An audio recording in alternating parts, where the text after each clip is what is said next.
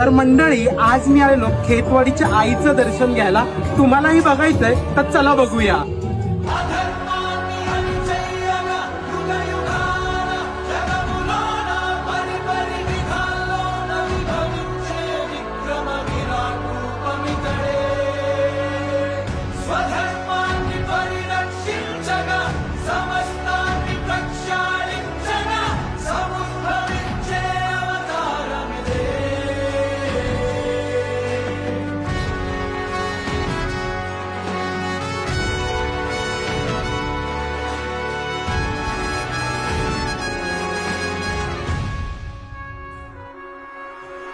वीणवै विलपतूर्मवै तनुवरा